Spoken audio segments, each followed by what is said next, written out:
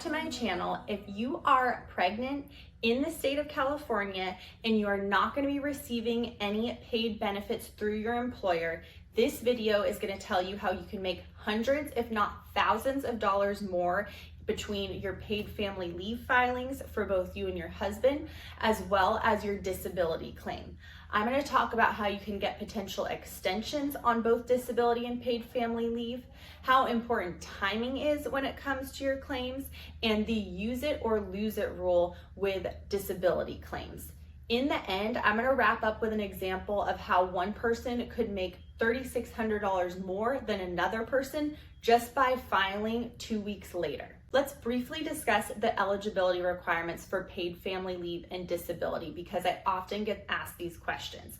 If you've paid into SDI, commonly labeled CASDI on a pay stub, and you are unable to work because you're bonding with your baby or you're disabled due to pregnancy, and you have the certifications by your physician and to back those claims up, you most likely will be eligible for both paid family leave as well as disability. So now let's talk about how you can make hundreds, if not thousands of dollars more on these claims. So let's talk about the use it or lose it rule.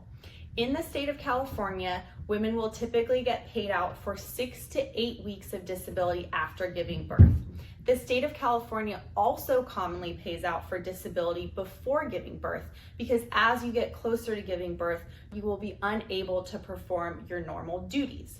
As long as your physician backs up that you are unable to work 4 weeks prior to your delivery, or perhaps if you have complications even sooner, you should take advantage of that disability payout before giving birth, because if you don't use that 4 weeks, it will not get tacked on to the end of your claim.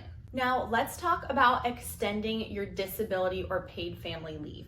As I mentioned, women will typically get 6 to 8 weeks after giving birth.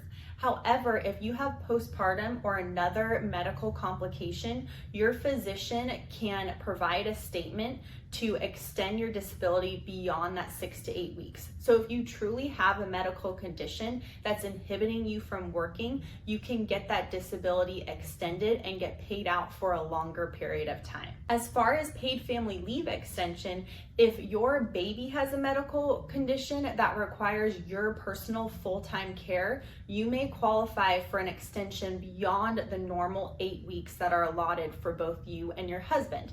There is a form that you can fill out online or via paper for this, and you may or may not get qualified, but if your baby truly does have a medical condition that requires special care, you may qualify for an extension on paid family leave as well. So now let's talk about timing. The timing of your filing can be so crucial because if you've had a variable wage in the past or you've had a huge commission in one of your quarters, you want to make sure that that highest earning quarter is in your calculated base period.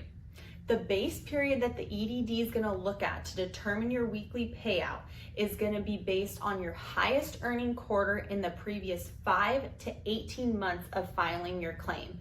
And I am so passionate about this because a couple days in my filing made a huge difference. And we're going to run the example right now on a woman that changed her filing date to 2 weeks later and made $3,690 more by doing that. So in this example, this woman is planning on going on her disability and she's running some different scenarios on when she should start her disability claim. So let's go over to the calculator and let's just say her filing date is 9/15/2023. That gives her a base period of April 2022 to March 2023. She makes $2,000 a month. Her highest earning quarter is $6,000 a quarter. Her estimated weekly payout is $324 per week. That's how much she'll get paid through the EDD. Now in the second example, she knows that she got a new job and she actually started making way more in April 2023 and she made $5,000 per month versus $2,000 a month with this new job. So now let's run the numbers if she started her on 10/1. So her base period changes from July 2022 to June 2023. And she puts in $2,000 for all of those previous months, and then she puts in the $5,000 because she got that new job. If we recalculate the numbers, her highest earning quarter was $15,000. All of those other quarters didn't matter, and her new weekly payout is $693 per week. Now, if we look at the difference, 693 minus 324 times 10 for those 10 weeks of disability, we're looking at a total difference of $3,690. Now, of course, this is an extreme scenario where she has a little bit of flexibility when she starts her disability claim, and she did have a pretty big jump in her wage or earning. But this is really common. Say you're in sales and you get a bonus at the end of the year. You want to make sure that that bonus quarter is calculated in so that you get the most payout when it comes to filing.